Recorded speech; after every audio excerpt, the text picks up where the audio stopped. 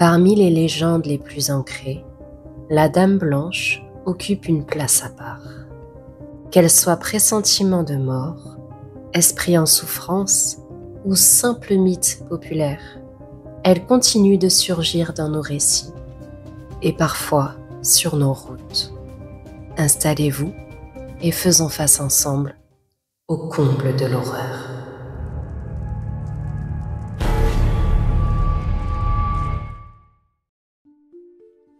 Elle apparaît au bord d'une route, dans un virage serré, les vêtements trempés, les yeux vides d'émotion. Parfois, elle interpelle les conducteurs. D'autres fois, elle surgit dans le rétroviseur, silencieuse passagère d'un trajet sans retour. Partout dans le monde, on raconte la même silhouette, celle d'une femme en blanc, associée à la mort, à la trahison ou à la vengeance. Mais d'où vient réellement cette légende? Avant de plonger dans les témoignages modernes et les histoires les plus glaçantes, il faut remonter le temps au cœur des racines de cette légende universelle. L'image d'une femme liée à la mort, errant après une tragédie, ne date pas d'hier. Dans la mythologie grecque, on retrouve les lamies, des mères devenues monstrueuses après avoir perdu leurs enfants. Plus tard, dans les légendes celtiques, on croise la banshee, esprit féminin annonciateur d'un décès imminent, hurlant la nuit près des maisons. Ces figures précèdent la Dame Blanche, mais en dessinent les contours. Le Moyen-Âge européen voit quant à lui se multiplier les histoires de fantômes, de châtelaines trahies ou assassinées, errant dans les couloirs de leur château. À mesure que les siècles passent, la Dame Blanche devient un archétype du fantôme tragique féminin. Elle ne représente pas seulement la mort, elle incarne aussi la souffrance, l'injustice, le non-dit, l'accident, la trahison conjugale et le drame familial. Dans les contes du XVIIIe siècle, elle est tantôt la victime d'un amant cruel, tantôt une mère ayant perdu ses enfants dans des circonstances dramatiques, condamnée à les chercher pour l'éternité. Le blanc qu'elle porte peut symboliser la pureté ou l'état spectral, mais il suggère surtout l'absence de paix. Si la Dame Blanche trouve ses racines dans les mythes anciens, c'est sur nos routes modernes qu'elle est devenue une légende vivante. Depuis les années 1950, un type très particulier de témoignage revient encore et encore, celui de la Dame Blanche autostoppeuse. Elle apparaît, seule, à la lisière d'un virage, souvent par mauvais temps ou à la tombée de la nuit. Elle est jeune, pâle, vêtue de blanc, et fait signe à une voiture de s'arrêter. Le conducteur, pensant bien faire, lui propose de la ramener chez elle. Elle s'installe à l'arrière, silencieuse, parfois en larmes. Parfois, elle indique une adresse, puis elle disparaît sans un mot, en plein trajet, laissant le conducteur seul, glacé, la nuque hérissée de frissons. Ce schéma, aussi simple que glaçant, a été rapporté dans des dizaines de régions différentes, avec des variantes, mais toujours la même structure narrative. En France, l'un des cas les plus célèbres remonte à 1981, sur la route nationale 17, entre Limoges et Montluçon.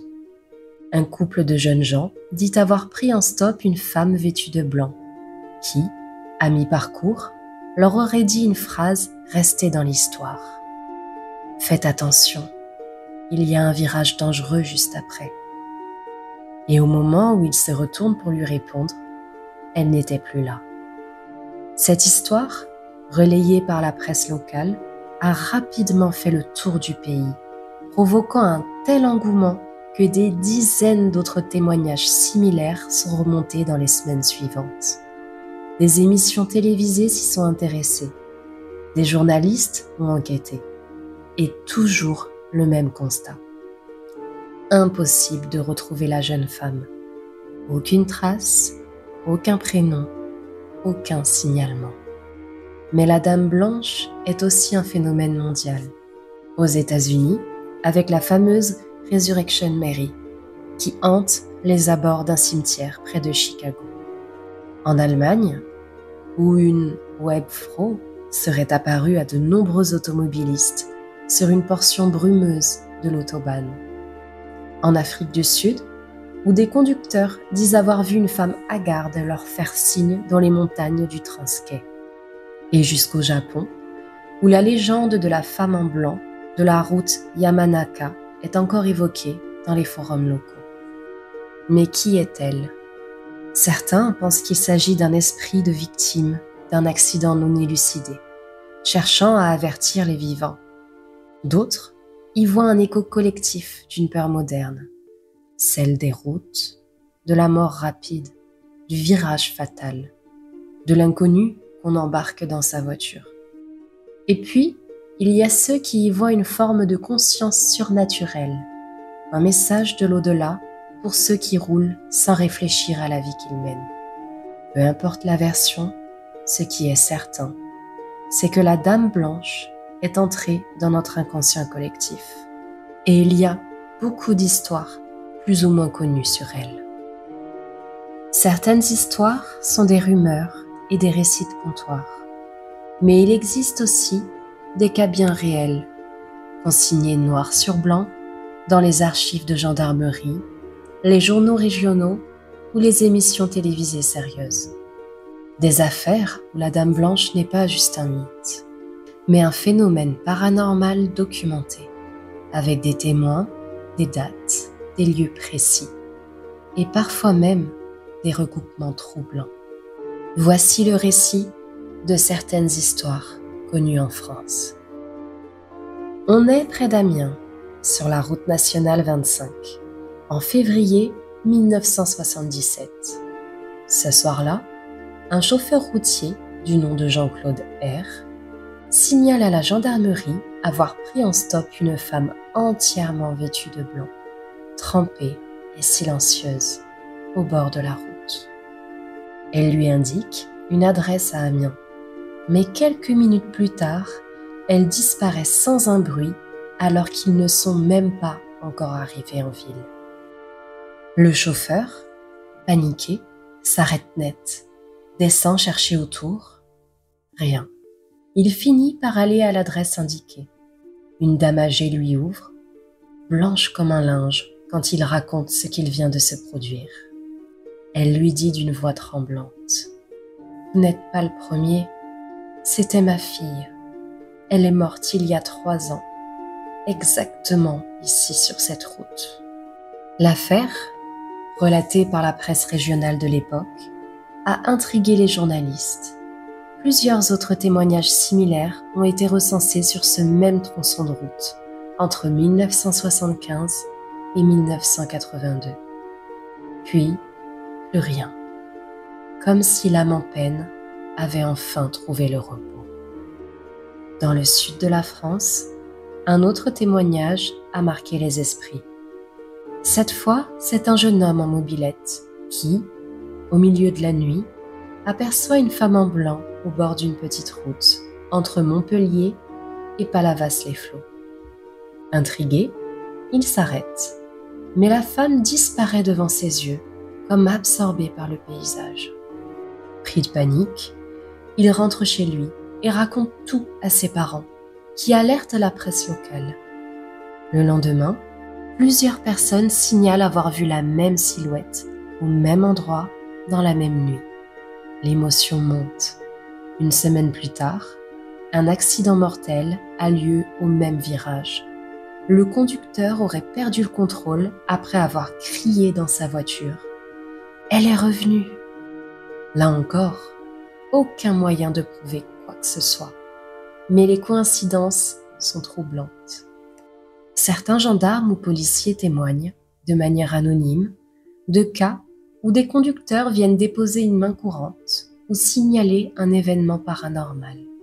En larmes, secouée, parfois incapable de reprendre la route. Un ancien capitaine de gendarmerie à la retraite, interrogé dans une émission consacrée aux phénomènes inexpliqués, raconte: « J'ai vu des hommes grands, costauds, effondrés après avoir vu une femme surgir sur la route avant de disparaître sous leur phare.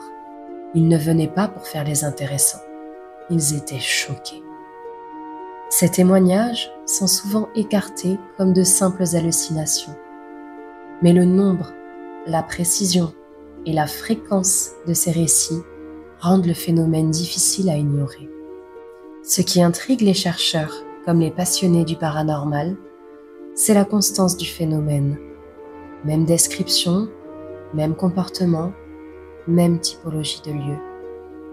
Pourquoi tant de gens, à des époques et dans des pays différents, décrivent-ils la même femme, la même robe blanche, la même disparition soudaine dans un virage dangereux? Peut-on encore parler d'hallucination collective quand les cas se multiplient? La prochaine histoire se passe dans les années 90, près d'Évreux, sur une portion de la nationale 175, tristement célèbre pour ses virages serrés et ses épaisses nappes de brouillard au petit matin.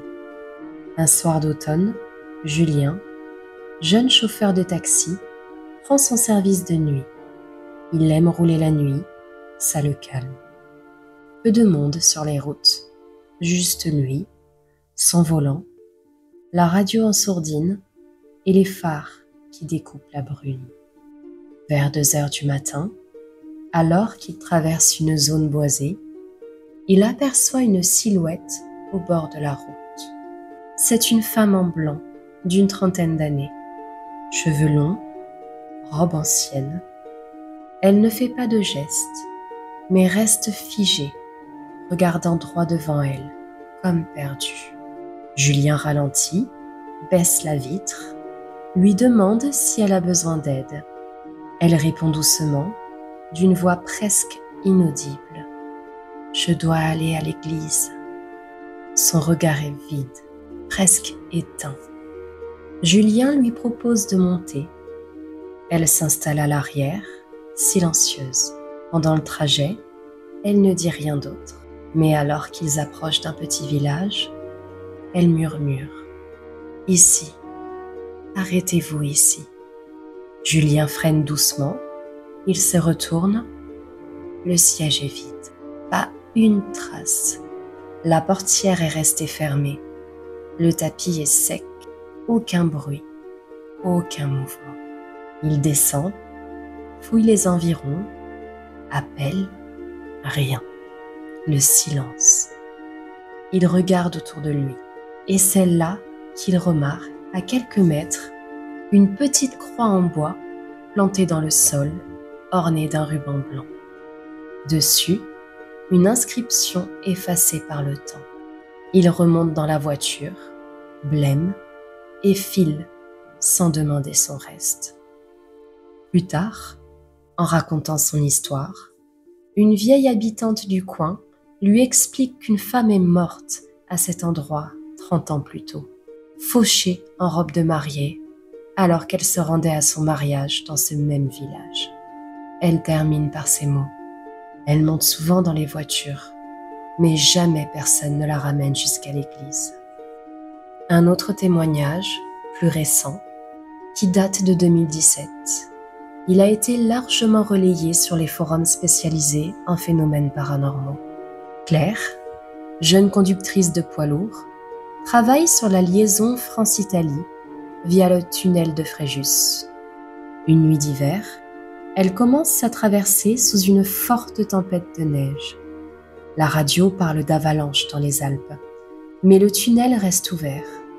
Alors qu'elle entre dans la portion couverte, elle distingue dans ses rétroviseurs une silhouette blanche qui court derrière son camion. C'est impossible, elle roule à 70 km/h. Elle ralentit, pensant à un reflet, mais la silhouette se rapproche, glisse presque sur la chaussée, sans jamais toucher le sol. Elle panique, freine brutalement. La silhouette disparaît. Claire sort, torche en main, inspecte. Personne. Elle remonte et reprend la route, mais son cœur bat à toute allure. En sortant du tunnel, elle allume son téléphone. Elle a reçu un message vocal d'un numéro inconnu, envoyé à l'instant exact où elle a freiné. Elle écoute. C'est une voix de femme, faible, étouffée, qui répète une seule phrase. « Tu ne dois pas t'arrêter ». Claire fait un malaise dans la station-service suivante. Les techniciens du tunnel, alertés, vérifieront les caméras. Aucune trace d'une personne derrière son camion. Depuis, Claire ne conduit plus de nuit. Et surtout, elle évite les tunnels. Une histoire plus récente encore. En 2021, dans le Vercors, un couple affirme avoir embarqué une femme en robe blanche, muette, pieds nus, sur une route verglacée.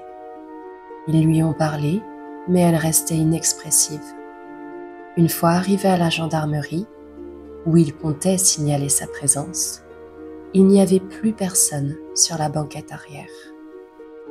Plus troublant encore, la caméra embarquée du véhicule n'a rien enregistré. À la place, uniquement des parasites et un son aigu, insupportable, comme une stridence métallique. Mais ce qui rend la légende de la Dame Blanche encore plus troublante, c'est qu'elle ne semble pas avoir de frontières. Car si son nom change, si son visage diffère, son essence reste la même, une silhouette pâle, surgissant au détour d'un chemin, d'un pont ou d'un cri. Partout dans le monde, des témoins racontent avoir croisé eux aussi leur Dame Blanche. Des femmes hantées, liées à une trahison, une malédiction ou un drame ancien, comme si elles étaient les cousines lointaines d'un même mythe universel. Voici maintenant quelques-unes des manifestations les plus marquantes à travers l'Europe et jusqu'au bout du monde. Car ce n'est pas qu'en France. En Angleterre, dans la région du Suffolk, une autoroute est surnommée The Phantom's Road. Des dizaines de conducteurs y auraient vu une femme surgir sur la chaussée, provoquant des freinages d'urgence. Certains affirment même l'avoir percutée, sans qu'il n'y ait jamais de corps. Plus troublant encore, en Roumanie, un chauffeur de poids lourd a filmé une silhouette blanche traverser la route, à plusieurs mètres au-dessus du sol. L'image, bien que floue, a fait le tour du web sans jamais pouvoir être expliquée. Au Canada, il y a la Dame Blanche de Montmorency, au pied des célèbres chutes, à quelques kilomètres de Québec. On raconte qu'une jeune femme en robe de mariée erre, le regard vide, tourné vers les eaux. Elle serait l'esprit de Mathilde Robin, une jeune fiancée dont le futur mari fut tué pendant une bataille. Désespérée, elle aurait sauté dans les chutes en robe de noces. Depuis, de nombreux visiteurs disent avoir vu une silhouette blanche flottant dans la brume, juste au-dessus de l'écume. En Allemagne, il y a la Webfrau de Berlin. Dans certains palais allemands, notamment au château de Berlin, on parle de la Webfrau, une femme vêtue de blanc annonçant la mort imminente d'un membre de la famille royale. Les témoignages sont anciens, mais persistants, traversant les siècles. On dit qu'elle apparaît sans bruit, le visage dissimulé sous un voile, puis disparaît, ne laissant qu'un froid glacial derrière elle. Au Mexique, il y a la Llorona, connue dans toute l'Amérique latine. La Llorona est cette femme en blanc qui pleure la mort de ses enfants qu'elle aurait elle-même noyés. Bien qu'elle soit souvent différenciée de la Dame Blanche, les similitudes sont troublantes. Apparition nocturne, pleurs désespérés, robe blanche, et parfois une agressivité envers les vivants. Certains croient même que c'est la même entité, prenant différentes formes selon les cultures. En Roumanie, il y a la femme de la forêt de Oia Băciu. Dans la forêt la plus hantée d'Europe de l'Est, des randonneurs rapportent avoir vu une femme pâle, immobile, au cœur de la clairière sans végétation. Elle ne parle pas, ne bouge pas, mais vous observe jusqu'à ce que vous quittiez les lieux. Ceux qui l'ont vue disent que son regard les suit, même dans leurs rêves. Elle serait morte là, dans les années 1960, après s'être perdue lors d'un pique-nique familial et n'avoir jamais été retrouvée. En Italie, il y a la Dame Blanche du pont de Testaccio. Les habitants du quartier de Testaccio, à Rome, connaissent bien la rumeur. La nuit, une femme pâle marche lentement sur le vieux pont, avant de se jeter dans le Tibre. Mais jamais personne ne la voit tomber à l'eau. Elle disparaît en plein vol. La légende veut qu'elle soit une femme trahie par son amant, qui s'est noyé ici dans les années 1800. Les pêcheurs affirment que lorsqu'elle apparaît, le fleuve devient soudainement silencieux, comme si la ville retenait son souffle. En Irlande, il y a la Banshee, bien plus qu'un fantôme. La Banshee est l'un des esprits les plus ancrés dans les croyances irlandaises. Elle apparaît sous la forme d'une femme vêtue de blanc ou de gris, les cheveux épars, hurlant de douleur. Son cri, perçant et glaçant, annoncerait la mort imminente d'un proche.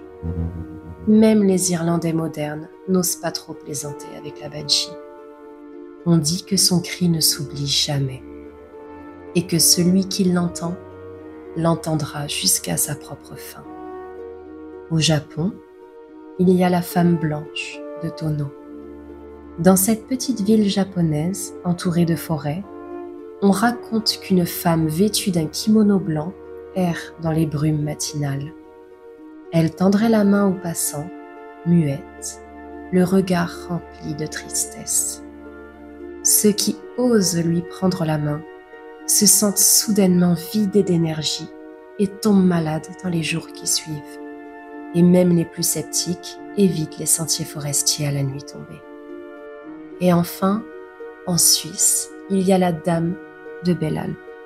Dans les Alpes suisses, on murmure qu'une femme en robe blanche descend parfois les pistes enneigées, sans jamais laisser de traces dans la neige.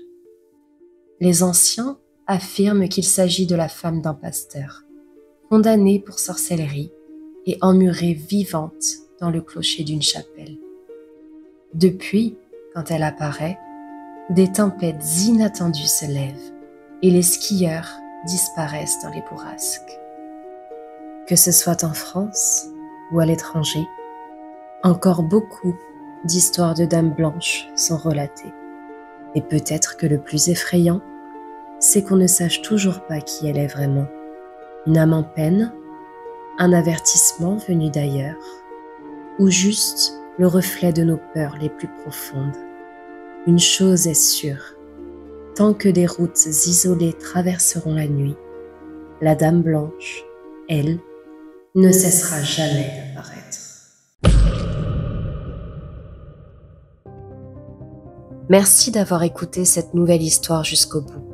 Si elle vous a fait frissonner, n'hésitez pas à laisser un pouce bleu, un commentaire et surtout à vous abonner à la chaîne. On se retrouve très vite pour une nouvelle immersion dans l'horreur. En attendant, restez prudents, surtout si vous croisez une silhouette pâle au bord de la route.